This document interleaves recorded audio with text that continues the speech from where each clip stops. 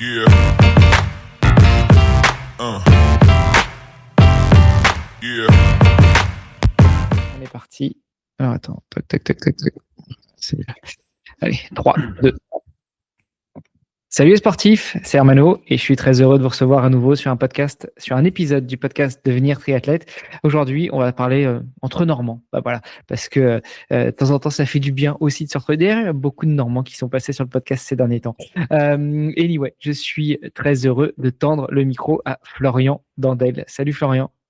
Salut Hermano, c'est un Comment plaisir vas-tu? d'être avec toi sur le podcast. Bah, Ah très bah, bien, très bien. Écoute, je sors de ma séance de fractionné, donc un peu fatigué, mais ça comment va le ça va? faire. Ah, c'est ça l'odeur. Ouais, t'as de la chance de pas être à côté. Bon, c'était quoi le programme ce matin? VO2, Et VO2 en vélo, ça pique. sur Entraîneur ou t'es vraiment sorti? Non, home trainer. Ouais, le fractionné, j'écoute un podcast régulièrement, et c'est vrai que le fractionné home trainer, ça marche plutôt bien. Ouais, il paraît, ouais. Du coup, c'était quoi? T'as fait une demi-heure, 1 heure à tourner les J'ai jambes? fait 1h15. 1h15, Ok. ouais, pour finir la semaine quasiment. Plus qu'un Bon. peu de course à pied demain et on est bien. Bon, écoute, on va revenir là-dessus. Tu es beaucoup plus motivé que moi en ce moment. Anyway, en tout cas, ça fait plaisir qu'on arrive à se parler parce que, comme on se le disait en off, ça fait plusieurs tentatives ratées, un peu avant la fin de l'année, un peu au début de cette nouvelle année 2026. Mais ça y est, aujourd'hui, on y est. Oui. On peut enregistrer. On va parler de toi, on va parler de ta pratique du sport. On va parler aussi peut-être des à côté, notamment de ton boulot. Qu'est-ce que le sport t'apporte dans le boulot et inversement. Mais avant tout ça. Eh bien, ce que je te propose, c'est de te présenter, Florian. Dis-nous tout. Qui est Florian Dandel, en dehors d'être normand, puisque je l'ai dit en intro? Eh ben effectivement, écoute, je suis ravi. Pour le coup, qui est Florian Mandel? Eh ben, je suis papa de 2 enfants, de 2 grands enfants de 8 et 6, grands relatifs. Et je suis aussi en couple, en parallèle, mon métier initial, alors j'ai fait plusieurs boulots, hein. J'ai fait initialement maître nageur. C'était un peu la recherche post-bac où tu sais pas trop quoi faire. Et puis, du coup, j'ai adoré la natation, j'adorais les enfants. Je me suis dit que mixer les 2 c'était pas mal. Mais au final, j'avoue que je m'ennuyais un peu dans ce taf-là et j'ai fait la rencontre, comme quoi il y a pas de hasard, de mon meilleur ami, qui était formateur en école d'infirmier et qui m'a dit un jour: «Écoute, ce boulot-là, il pourrait être fait pour toi» et je me suis lancé dans cette aventure de devenir infirmier, repartir pour 3 ans d'études et puis, ça n'était pas facile parce que c'est pas un boulot simple, mais je me suis régalé pendant une bonne dizaine d'années, voire un peu plus à l'hôpital. Puis ça, je suis de Rouen, je suis rouennais depuis toujours. Moi, je crois que ma famille est sur Rouen depuis, de mes recherches, 1800 et quelques, tu vois? Donc on n'a pas trop bougé et du coup, maintenant, mon travail, c'est d'assister un cardiologue. Je suis assistant médical, en fait, c'est un petit plus sur la formation. Donc je travaille en cabinet libéral, je suis le salarié d'un cardiologue et notre travail, bah, c'est d'essayer d'intervenir le plus en amont possible, de la maladie cardiaque, forcément, pour aider les gens à éviter de tomber dans la chronicité, si c'était possible. Alors attends, parce que autant infirmière pour les femmes, infirmier pour les hommes, à l'hôpital, on voit bien. Et éventuellement, ceux qui font les picouzes pour prendre du sang ou pour distribuer des médicaments en cabinet libéral, on voit bien. Mais là, infirmier dans le cabinet d'un cardiologue. C'est-à-dire que tes Ouais. journées, c'est quoi? Tu fais des actes aussi infirmiers, médicaux, ou tu es juste là pour de par ton expérience et ta formation, accompagner le cardiologue et faire du conseil, voire quelques actes que lui n'a pas forcément le temps de faire et qu'il te délègue? Ouais, tu as tout à fait raison. En fait, le but de cette formation, c'est de pouvoir libérer un peu du temps médical. Donc, c'est-à-dire qu'on sait qu'on manque de médecins, les patients le disent assez bien qu'ils ont du mal à prendre rendez-vous. Donc, le but, c'est d'essayer qu'ils puissent déléguer à un infirmier, parce que c'est un peu la base, hein. Tous les assistants médicaux ne sont pas infirmiers. De pouvoir déléguer un certain nombre d'actes que moi, je peux faire, toujours sous contrôle médical, parce que je ne suis pas médecin, hein. Il y a pas de débat là-dessus et en fait, donc je fais des consultations, propres, c'est-à-dire installation d'examen comme la mesure de tension, les holters, c'est pour mesurer les battements du cœur. On fait aussi une activité de sommeil parce que mine de rien, l'apnée du sommeil, y compris chez les sportifs, hein, et ça fait pas mal le bazar, notamment en termes de fatigue, somnolence, ça aide pas trop. Et notamment, ça a des grosses conséquences sur le plan cardiovasculaire. Donc, en prévention, en fait, on fait pas mal ce dépistage. Et puis, en parallèle, il m'a formé sur l'échographie cardiaque. Donc, j'ai la chance de pouvoir toucher à cette discipline qui est complexe et qui permet de lui toujours contrôler derrière, hein, mais ça permet aussi d'avoir un peu plus de consultations. Je fais aussi pas mal de consultations de titration chez des gens qui ont un cœur qui est fatigué. On sait qu'on ne pourra pas spécifiquement arranger complètement les choses, mais avec les médicaments, on peut essayer d'augmenter au maximum les doses selon ce qu'ils supportent et selon ce qui est recommandé pour que leur cœur batte le mieux possible. Donc j'ai des consultations aussi, mais derrière, il y a toujours le médecin qui repasse et puis qui vérifie tout ça. Alors, tu as dit c'est consultation de titration, c'est ça? Titration, ouais, sur l'insuffisance cardiaque. En fait, tu as des gens, il y a plein de raisons de faire de l'insuffisance Ah, cardiaque. bouge pas, bouge pas, bouge pas, bouge pas. Attends. Attends, j'ai un problème de. Avec mon micro, j'ai un problème de batterie. Attends, bouge pas. Mince. Euh,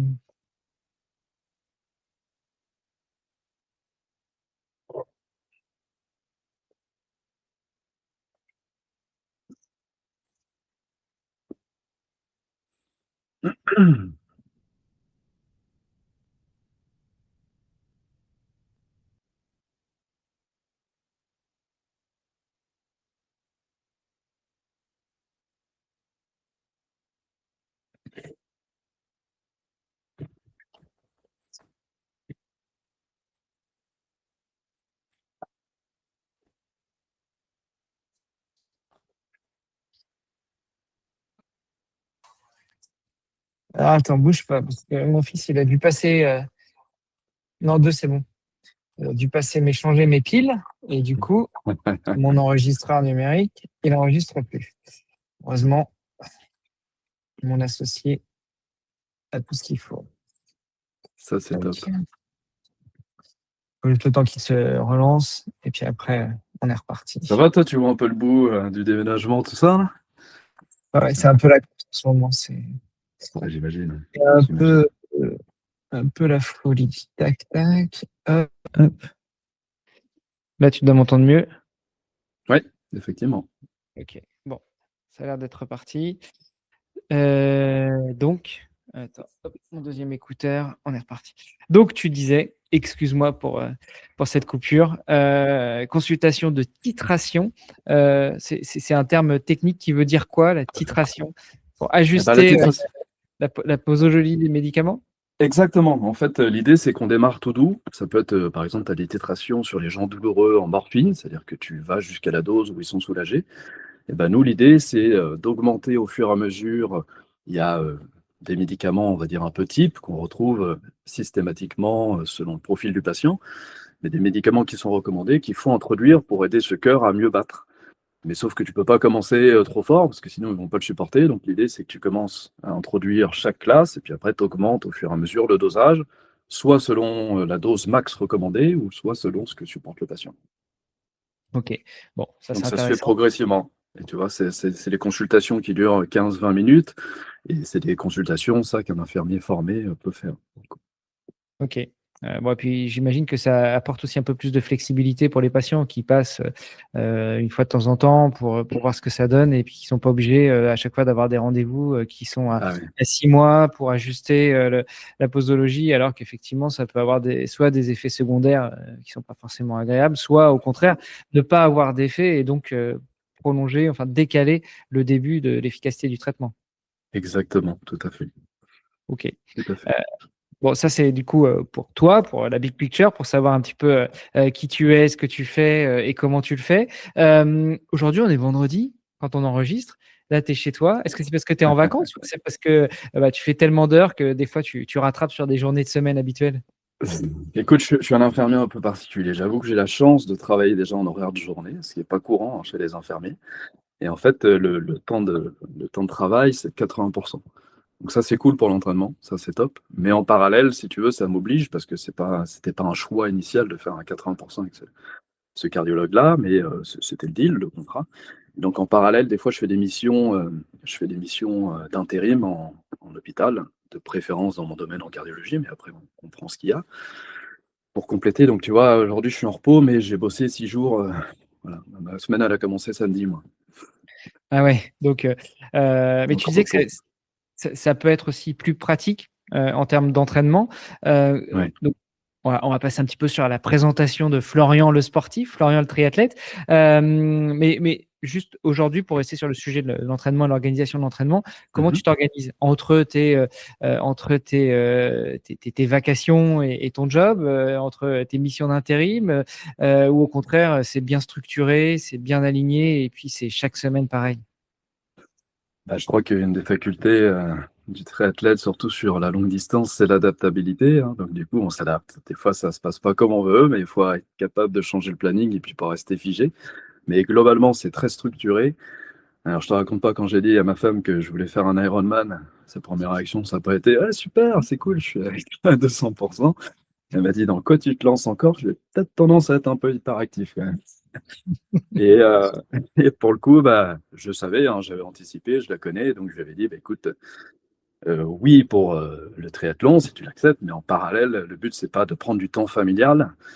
Donc la solution que j'ai trouvée, bah, c'est de me lever très tôt le matin. Donc en général, je mets le réveil aux alentours de entre 5 h et 5 h 45, grand maximum selon la séance qui est prévue. Donc je pars déjà pour la petite séance. Le plus souvent, c'est le matin, je commence par footing ou musculation. C'est essentiellement ça le matin. Et après, je pars bosser en vélo taf, hein. C'est la solution que j'ai trouvée pour faire du volume en vélo. Donc c'est quotidien. Vélo taf, je travaille à 20 km, ce qui fait une petite quarantaine de kilomètres aller-retour de Rouen.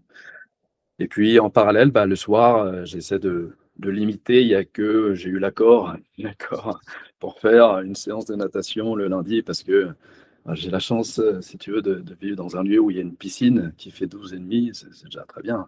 Mais pour un nageur, c'est pas assez. Donc prendre l'élastique, je l'ai essayé, hein, je l'ai fait pendant 45 minutes. Ouah, regarder le fond du bassin. Bon, bah c'est voilà quoi, c'est un peu. C'est pas Déjà, le plus s'entraîner quand passionnant. tu portes tes carreaux, c'est pas idéal, mais alors si en plus tu fais du surplace, waouh! Voilà, voilà, sans musique, sans rien, parce que t'entends rien. Donc pour le coup, c'était un peu long, et puis j'ai préféré au moins mettre un accord là-dessus. Et puis le vendredi, ben, si je travaille pas, je fais mes sorties longues, comme ça, madame est au travail, les enfants sont à l'école, et puis c'est parfait, quoi. Ça se goupille bien, donc j'essaie d'éviter de trop charger en travail aussi, pour pouvoir favoriser quand même l'entraînement.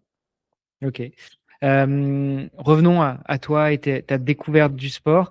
Heu, Quand est-ce que tu commences à pratiquer le sport dans un premier temps et le triathlon ensuite? C'est une bonne question, ça. Parce que tu sais, je suis pas un sportif né, moi, mais loin, loin de là, hein, franchement. J'ai commencé, je vais te dire, je me rappelle mes premiers souvenirs de sportif, entre guillemets, c'est au collège. Il y avait le cross, c'est le fameux cross du collège, il fallait tenir 1 heure en courant. Soit c'était pas un challenge qui paraît maintenant démesuré, mais moi à l'époque c'était l'horreur. Moi j'étais plus à fond sur les études, et puis le sport c'était vraiment pas du tout mon truc. Et puis en fait, dès qu'il fallait s'entraîner pour la course à pied, mais j'étais tout le temps derrière, tout le monde m'attendait, je me faisais engueuler par le prof. En gros, ça m'a pas donné spécialement goût à courir, tu vois. Et en fait, j'ai un pote à l'époque qui était lui très sportif et qui m'a bien poussé. Et en fait, je me rappellerai toujours de ce moment où j'ai réussi à tenir 1 heure. Tu vois, j'en ai chié, quoi. Ça a été l'horreur. Mais j'ai réussi à tenir 1 heure et j'ai eu 20 sur 20 au sport, ce qui m'était jamais arrivé. Et la fierté que j'ai ressentie, je dis waouh. Ma deuxième expérience, c'était pas plus glorieux, c'était la natation, parce que mon frère en faisait, il fallait bien faire un truc. Et en fait, j'ai fait de la natation donc, dans un petit club de Biorel qui s'appelle le GCOB. S'il y en a qui m'écoutent, c'est un club qui n'existe plus malheureusement. C'est un super club. On avait 2 séances d'entraînement de 45 minutes, c'était peu, mais on faisait ce qu'on pouvait sur ces 45 minutes. Et puis, du coup, j'ai pris goût à ça, d'abord en loisir, et puis après en compétition, parce que initialement, j'étais amoureux d'une fille là-bas.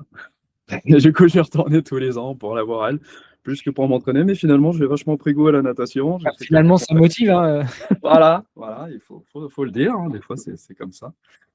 Et puis du coup, j'ai pris goût à la compétition. J'ai même fait quelques podiums quand ils étaient tous sur une compète vachement plus importante, tu vois.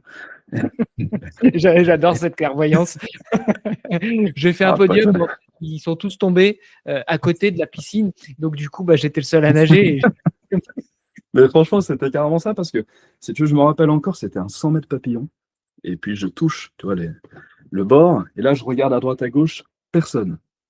Je me dis, ça y est, putain, ils sont déjà tous sortis de l'eau, je suis encore le dernier. Et ben finalement, non. Non, non, j'étais le premier. Donc, j'avais fait un beau podium ce jour-là. J'étais fier. Et puis, en fait, j'avais décidé de changer de club pour aller à Grand Quevilly, mais sauf que j'avais démarré la saison et là, j'ai pris cher, hein, parce que forcément, je passais aller sur 45 minutes, tu fais quoi, 2 km, 2 km et demi, là, on passait facile à 4, 4 et demi. Donc, j'avais tenu 3 mois et puis bêtement, je m'étais blessé un soir du réveillon, à faire l'idiot sur la cheville, donc j'ai pas pu me rentraîner et puis j'ai mis de côté complètement ce truc-là. Donc j'ai arrêté la natation à ce moment-là. Après, ouais, j'ai dû faire, je sais pas, à peu près peut-être 3-4 ans de mémoire de natation. Et à ce moment-là aussi, j'ai commencé quelques triathlons, mais en équipe. J'étais avec des copains. Comme moi, j'étais le nageur, il y avait un copain qui faisait le vélo et puis l'autre la course à pied. Il m'a demandé si je pouvais m'occuper de la partie natation. Donc j'ai dû faire 2 triathlons comme ça. Mais je l'ai trouvé fada, les gars. J'ai trouvé fada parce que je me dis, vu comment j'étais rincé à la sortie de l'eau, je me dis, mais comment humainement on peut enchaîner derrière le vélo et puis finir par de la course à pied, quoi. Et là, c'était déjà, tu avais quel âge à peu près? Et puis, c'était quoi les distances sur ces triathlons en équipe? J'étais sur une vingtaine d'années. Pour moi, alors j'avoue que c'est un souvenir très lointain, mais je pense on était au moins je pense sur du S ou Ok. du M grand max, grand max. Enfin, rien Donc, qui me paraissait démesuré moi pour la natation, mais je me voyais pas enchaîner du tout. C'était pas possible. ouais. Ouais, t'envoyais en natation, c'est pour ça que même sur un M, donc où tu as 1005 de natation, t'envoyais, et puis toi, tu étais nageur, mais nageur piscine, donc forcément, te retrouver en eau libre, ça devait changer. Voilà, et puis bêtement, j'avais oublié ma combi ce jour de la compétition, donc on en avait trouvé une, mais trop grande, tu vois. Donc tu sais, quand tu ressors en bonhomme Michelin là, et tu dégoulines de partout, et là, tu te dis, mais pourquoi t'as traîné autant? Et tu te dis, bah attends, je crois que ça ne l'a pas fait là, la combi, Donc, elle j'aurais était fait d'y aller sans combi finalement. au final. Mais ouais, non, c'était quelque chose, hein, franchement. Mais c'était vraiment sympa de le faire. Et une fois que j'ai quitté la natation, en fait, je me suis retrouvé sur un tout autre domaine. J'ai fait une douzaine d'années d'arts martiaux. J'ai pris passion pour cette discipline-là. En fait, tu sais, quand moi j'étais jeune, j'étais, je te dis, pas sportif, un peu chétif, et je manquais pas mal de confiance en moi. Et en fait, j'ai un copain qui m'a dit, bah tiens, moi je me relance dans les arts martiaux, si ça te branche, viens avec moi découvrir. Je me dis, tiens, je suis fan de manga, alors j'ai toujours aimé un peu dans l'idée les arts martiaux, et puis je me suis retrouvé dans ce dojo qui était juste dingue, quoi, avec une femme qui nous enseignait, et puis qui était plus petite que moi, plus chétif, tu vois. Et en fait, faut voir ce qu'elle envoyait. Son mari, lui, c'était un mastodonte, je parle de 90, quoi. Et quand je la voyais bouger, ce gars-là, je me dis, mais c'est impressionnant. Et j'ai voulu un peu découvrir ça. J'en ai fait une douzaine d'années. Je faisais à peu près 9 heures d'entraînement semaine, avec quelques voyages au Ouais, donc Japon. c'était du sérieux, c'était pas juste t'allais au dojo une fois de temps en temps. 9 heures par semaine, tu y allais 3-4 fois par semaine. Ouais, ouais, ouais, c'est 3 fois. Ouais, c'était 3 entraînements enfin, 3 entraînements plus l'entraînement perso, quoi, en parallèle, si on veut progresser, quoi. Donc c'était 3 entraînements de 2 heures. Plus ouais, du perso, il faut répéter, c'est pas vraiment des katas, mais c'est un peu l'idée, quoi. Faut faire rentrer le mouvement dans le corps, comme on dit, et puis Et là, c'était quoi c'était comme, vraiment dingue. comme art martial? Alors, j'apprends toujours cette question parce que si tu veux, le nom le plus connu, tu vas rire, c'est le ninjutsu, Ok. comme Naruto. Voilà. Dans l'idée, mais on fait pas pareil, forcément. Mais c'est un art martial japonais qui date il y a perpète, si tu veux, où le but c'était d'exterminer les 2000 personnes que tu avais en face le plus rapidement possible avec armes. Donc on utilisait les katanas, les bo, les jo, enfin toutes sortes d'armes qui étaient dingues. Et puis ce qui est fou, c'est d'apprendre à utiliser ces trucs-là, quoi. À la fois pour la beauté du geste, la beauté de la pièce, hein, de l'arme, et puis en parallèle, l'efficacité du truc, c'est assez redoutable, quoi. Puisque le but, c'est ce qui différencie les arts martiaux des sports de combat plus traditionnels, c'est que dans les arts martiaux, tu prends pas de gabarit, tu vois. On n'a pas de compétition, parce que qui dit compétition, dit quelqu'un qui est à peu près dans le même gabarit que toi. Et nous, c'est pas possible. Le but, c'est d'essayer de faire bouger tous les gabarits sans utiliser de force, parce que si tu vas trop fort, bah, tu te fatigues. Et puis, je te rappelle qu'on est sur un champ de bataille avec 2000 gars en face. Il faut plutôt s'économiser, tu vois. Et tu faisais ça où, à Rouen? Alors, c'était pas à Rouen, c'était à Louviers. Donc, Ok. de Rouen à Louviers, je faisais 1 heure et demie de route aller-retour pour aller m'entraîner. Ouais, c'était vraiment de la détermination, là. Je me souviens qu'il y avait un dojo qui faisait ça, qui était à Sotteville-lès-Rouen. Alors, pour ceux qui connaissent pas du tout la région, ça va peut-être pas vous parler, mais on parle entre initiés. Mais il y avait un dojo qui faisait ça à Sotteville et c'était, ouais, c'était plusieurs arts martiaux, mais des arts martiaux avec armes, et principalement japonais, ouais. Ouais, Euh, c'est ça. et donc, tu as fait ça pendant une douzaine d'années. Ouais, à peu près. Ça t'amène à, ouais, 30-35 ans, c'est ça? Euh, ouais, c'est ça, tout à fait, tout à fait. Et en fait, si tu veux, bah, forcément, 12 ans dans un même dojo, tu prends des responsabilités aussi pour aider l'entraîneur. Donc, tu prends de la présidence, tu gères un peu le côté associatif. Mais ça commençait à faire pas mal. Et puis, je crois que j'avais pas mal donné dans sa discipline. Je commençais à me dire, j'ai envie de lever le pied. J'ai envie de lever le pied. Je savais pas trop pour faire quoi, mais j'avais envie de lever le pied.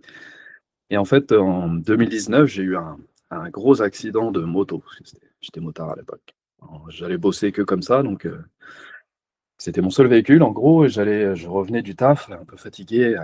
Et en fait, si tu vois la boulangerie de la route de Darnétal, en y allant, et ben en fait, j'ai un véhicule qui m'a littéralement tourné dessus, si tu veux, qui a pas fait gaffe, hein. Donc, je me suis fait écraser la jambe entre le carter et son pare-choc. J'ai volé par-dessus parce que je m'y attendais vraiment pas. En tant que motard, on a l'habitude, hein, d'anticiper, mais là, pour le coup, j'ai rien vu venir. Et puis, ben, je me suis retrouvé dans un an et demi de galère. Essayer déjà de réparer tout ça, et puis de rééduquer tout ça. Donc, ça n'a pas été la période la plus simple. Et puis, ça a mis fin, pour le coup, aux arts martiaux. Je me suis dit, voilà, c'est le moment de changer, de faire autre chose. Est-ce que là, alors avec le recul, parce que ça fait déjà 6-7 ans, euh, est-ce que tu te dis que ta pratique des arts martiaux de l'époque t'a aidé à surmonter cet accident? Que ce soit physiquement, parce que peut-être que si tu n'avais pas eu la caisse physique que tu avais, tu aurais peut-être plus mal fini, mais aussi mentalement, parce que notamment dans les arts martiaux, il y a aussi tout un sujet de travail sur le mental, sur le psychologique et sur l'acceptation de l'autre, de la force de l'autre, et puis de ses propres faiblesses. Eh ben, enfin, tu as tout à fait raison. Je suis intimement convaincu de ça. À la fois, on me le disait parce que j'avais la chance d'avoir une souplesse qui m'a permis, bah, de reprendre un peu plus du poil de la bête. Et effectivement, alors quand je faisais des arts martiaux, à la fin, si tu veux, le prof m'avait confié un cours. Et je me souviens, si tu veux, tu sais, tu prends le cours et puis tu prends toujours la température un peu de ce qui se passe. Et je les voyais fatigués, quoi. Et je me dis, mais c'est vrai que c'est fatigant les arts martiaux. Parce que t'imagines, t'attaques le gars, tu te fais dézinguer, tu tombes, tu te relèves, tu rattaques. Tu retombes, t'as mal, tu te relèves, tu rattaques. Et en fait, ça se travaille, ça.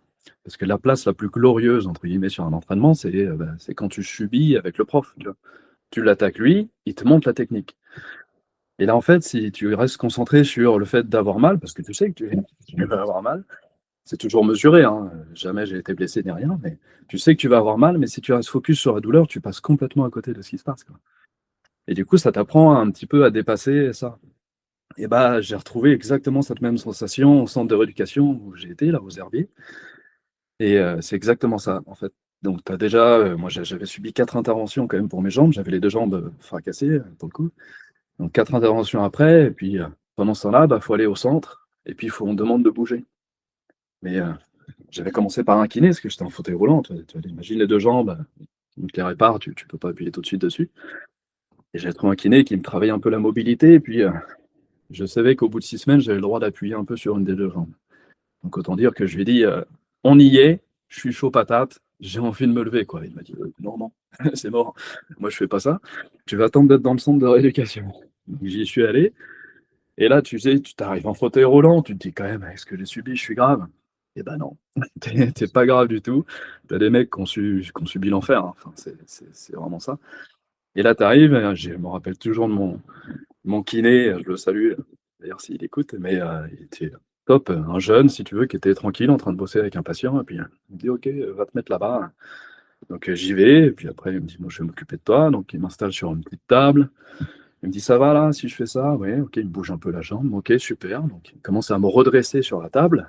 C'est la première fois en 3 mois que j'étais debout, en position verticale. Je dis, c'est cool, quoi. Il me dit, ça va, super, il me file des béquilles, il me dit, maintenant tu vas faire quelques pas. Je commence à remarcher. Enfin, pour moi, c'est quasi un miracle, tu vois. J'étais ravi. Il me dit super, ça va? Je dis mais oui, je suis trop content. Il me dit super, tu vas faire des squats. Je suis quoi? Des squats, tu rigoles? Puis là, je me suis retrouvé comme une personne âgée de 90 ans à essayer de descendre sur mes jambes. C'est fou comme les muscles, ça fond, c'est impressionnant. Ouais. Tous ceux qui ont connu des blessures, ils savent de quoi je parle, hein, je pense. Ouais, du coup, bon, là, on se parle. Bon, t'es assis, mais j'imagine que tu t'en es bien remis déjà. Déjà, t'as repris la Ouais. moto après ou pas? Non, jamais. Et pour le coup, c'est l'accord familial. Et ce qui m'a décidé, c'est pas la peur, en fait. J'ai pas peur de reprendre la moto, parce que moi, j'avais une petite moto, c'était une Triumph Bonneville, que j'adorais, hein, qui allait pas très vite, hein, tu vois. C'est des vieilles bécanes plus vintage, stylées que rapides.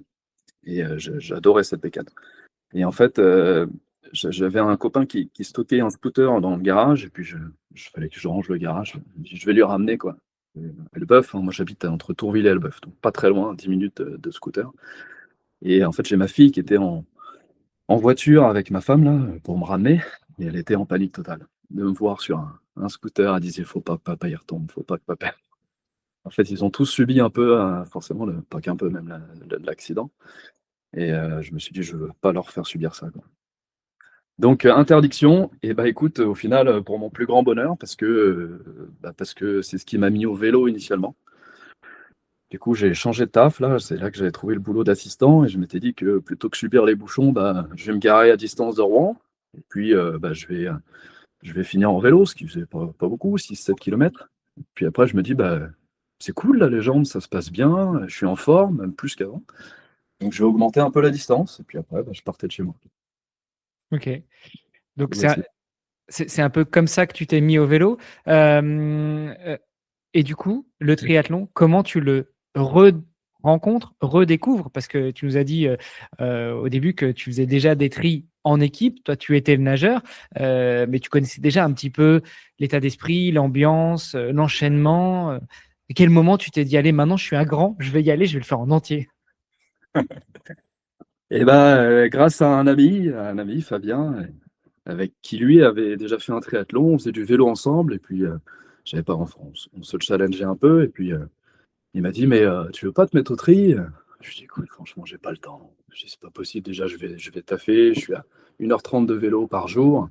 Je peux pas, quand est-ce que je vais casser ça? Il me dit, mais il m'a parlé de l'ambiance, quoi. Il m'a dit, mais franchement, tu devrais, c'est trop bien. L'ambiance, elle est juste dingue. Moi, j'en ai fait un, j'ai adoré. Et je me suis dit, mais enfin, quand il m'en a parlé, ça m'a donné tellement envie. Et je me suis dit, ok, vas-y, chaud, je me lance. Et là, dans ma tête, je savais. Tu vois, dans ma tête, c'était, je me lève à 5 heures, je sais comment je vais faire. Enfin, voilà, tant pis, le sommeil, je me coucherai plus tôt. J'étais plutôt un couche-tard, même. Je suis devenu un couche-tôt. Et en fait, ça s'est casé comme ça. Et je me suis inscrit, mais d'emblée, sur un triathlon avec lui. Mais je savais que derrière, l'objectif, c'était un vieux rêve de gamin. C'était de faire un Ironman. Et j'avais 15 ans, je me revois sur le vélo avec un copain. On faisait une petite sortie comme ça. Et on s'était dit un jour, viens, on se fait une distance Ironman, on se programme ça. On venait de faire 40 de vélo, on était rincés comme pas possible.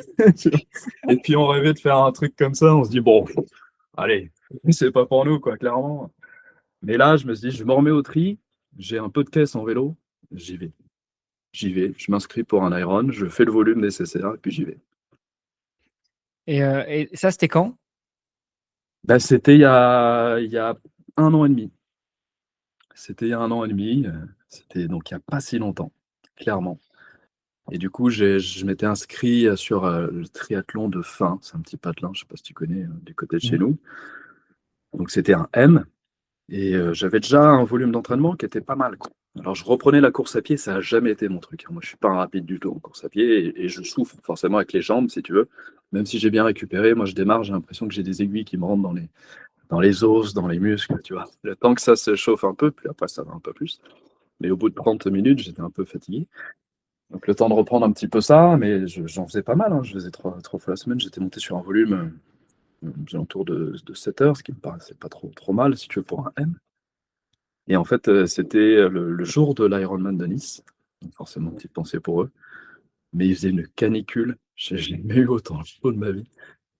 Et natation annulée parce que il y avait des bactéries dans l'eau. On a fini sur un duathlon, commencé par 4 km de course à pied. Ça l'a plutôt bien fait. 40 de vélo. Alors là, j'étais j'avais mon beau vélo, j'ai bien roulé. J'étais plutôt content de mon chrono. J'arrive frais pour la course à pied, mais là, surchauffe totale. J'essaie des fourmis partout, là. Je me dis, voilà, ça va pas le faire, hein. J'ai trop chaud. J'ai essayé d'avancer. J'ai beaucoup marché. Et au final, les copains se sont bien foutus de moi parce que j'avais dit, allez, au pire, je finis sur un petit 6 au kilomètre, mais vraiment au pire, hein. Bon, moi, j'étais sur un 8, hein, carrément sur une marche rapide, au mieux. Et puis voilà, ma première expérience de triathlon, mais je me dis, oh, c'est la chaleur, quoi, hein, c'est pas... Je suis sûr que tu aurais pu faire mieux que ça. Et l'objectif était déjà annoncé de la suite, c'était de faire un L. Je me suis inscrit au Bayman, Ok. du coup, pour la distance L. Donc ça, c'était en octobre l'année dernière. Et là, j'étais bien content de ma prépa. J'étais monté sur un volume à peu près de 10 heures. Et avec ce qu'il fallait, pour le coup, plus à l'aise en course à pied, clairement. J'avais déjà fait un semi qui s'était très bien passé. Et pour le coup, la course, je l'ai un peu subi, quoi. Enfin, je l'ai même beaucoup subi, surtout sur la course à pied. Ouais. Et là, ce qui est marrant, enfin vraiment, c'est un truc de dingue. J'ai écouté, mais je crois que c'est quelques jours après, toujours ton podcast. Et je suis tombé sur l'interview que j'aurais voulu écouter, mais juste avant, qui parlait, alors, je ne sais plus en tête qui c'était, mais qui disait, bah, voilà, l'erreur de débutant, on y va trop fort sur le vélo, et puis du coup, derrière, en course à pied, il n'y a plus de jus, quoi. Et ben, c'est ce qui s'est passé. Euh, pour toute ta prépa là, jusqu'au Bayman, donc l'année dernière, en octobre dernier, donc en octobre, on est en février, donc ça fait 4 mois, 5 mois. Tu te préparais tout seul, t'étais accompagné par un entraîneur, tu as rejoint un club. Enfin, comment tu as fait cette prépa pour ton, entre guillemets, premier vrai triathlon? Bah, pour le coup, alors, entraîneur, moi, j'adorerais. Pour le coup, je pense que j'y penserai pour la suite. L'idée, c'était plutôt de m'équiper. Et en fait, j'ai pris l'abonnement chez OpenTree, Ok. aussi en découvrant un peu via ton podcast.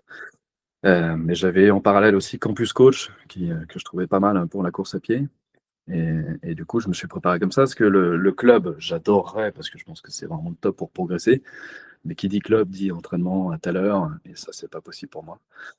Donc, je me suis dit, m'inscrire dans un club pour être licencié, c'est pas mal, mais en soi, je pourrais pas bénéficier des entraînements, et si c'est pour faire, enfin, je peux pas, enfin, je me voyais pas demander au coach de dire, est-ce que tu peux t'occuper de moi en parallèle? Je trouvais pas ça correct pour lui. Donc, je me suis dit, je serais pas présent, donc j'ai préféré faire ça seul, effectivement, dans mon cours. Mais à l'aide d'une application qui est concrètement bien faite, et puis qui permet aussi de se libérer un peu de la charge mentale, d'essayer de construire ses entraînements, parce que je te disais, j'étais maître nageur, donc j'ai, je ne vais pas dire une formation, mais en gros, ça me parle, si tu veux. Je ne suis pas non plus complètement un néophyte sur le sujet. Mais de là à construire des entraînements en course à pied et vélo, qui sont des domaines que je pratique, mais en loisir, je me sentais pas capable, et puis le temps manque, quoi.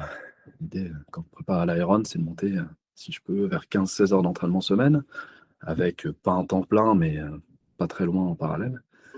Donc il faut se libérer la charge mentale, et je pense que se faire accompagner, c'est quand même pas mal, quoi. Bah, c'est le sujet qui revient régulièrement quand on se pose la question. Seul, entraîneur, maintenant IA, application.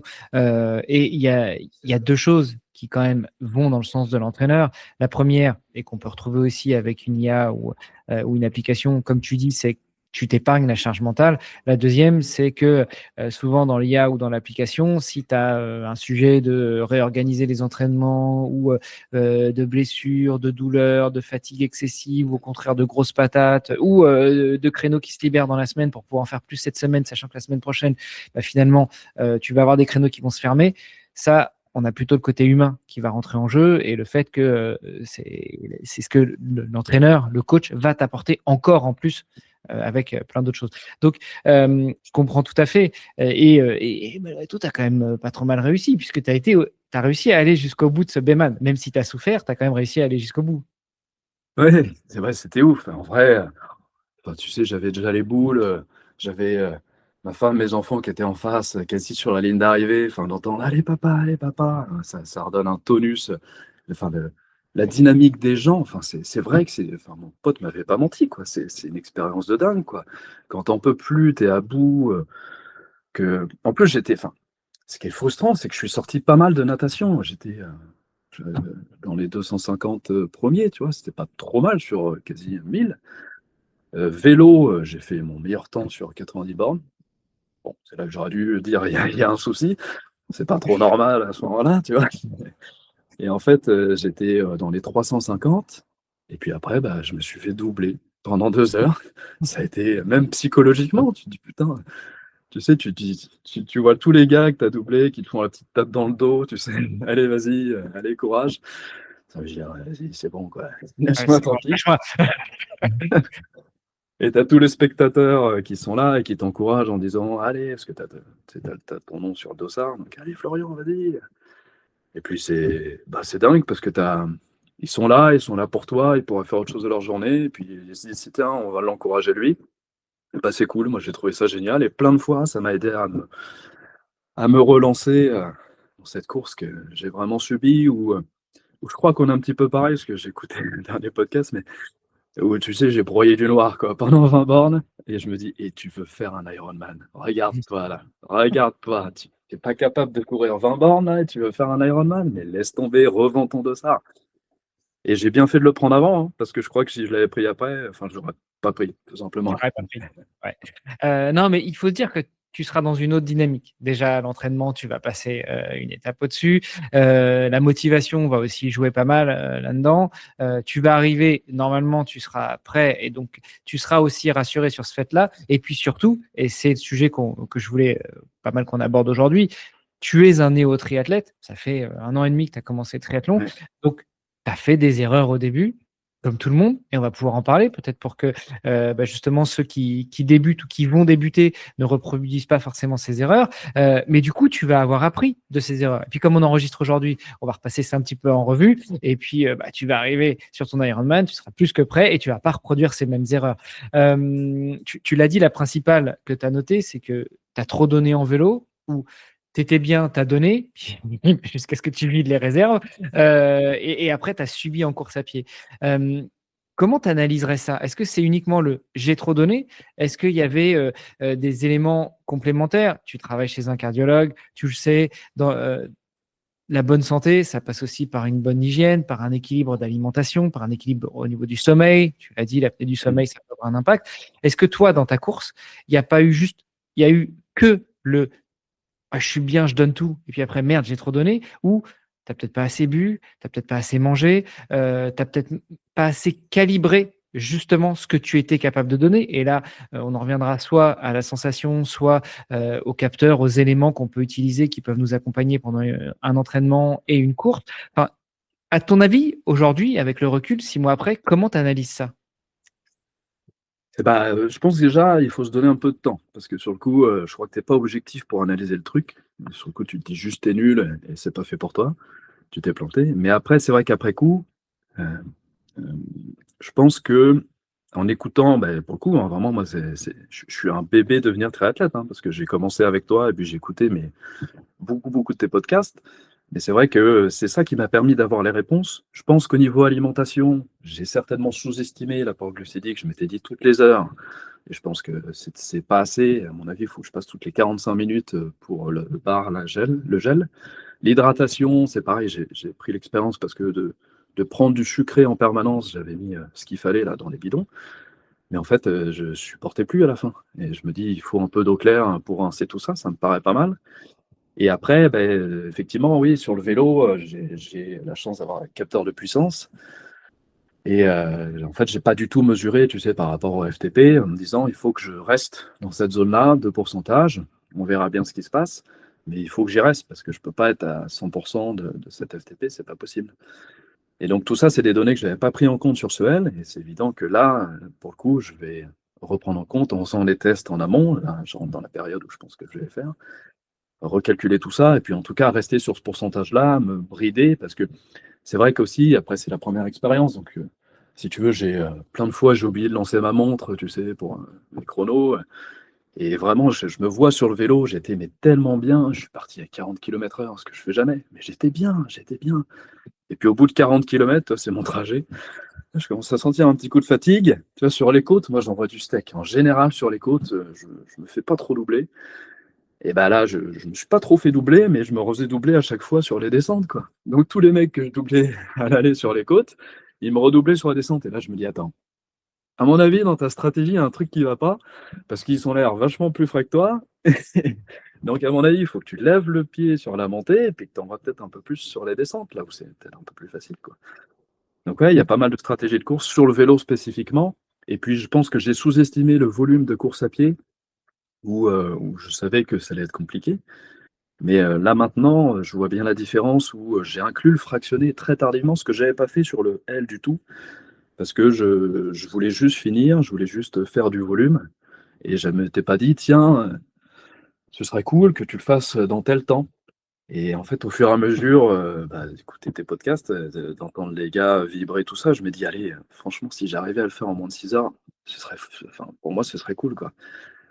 Et ben écoute, je suis arrivé au chrono et j'ai vu 6h02.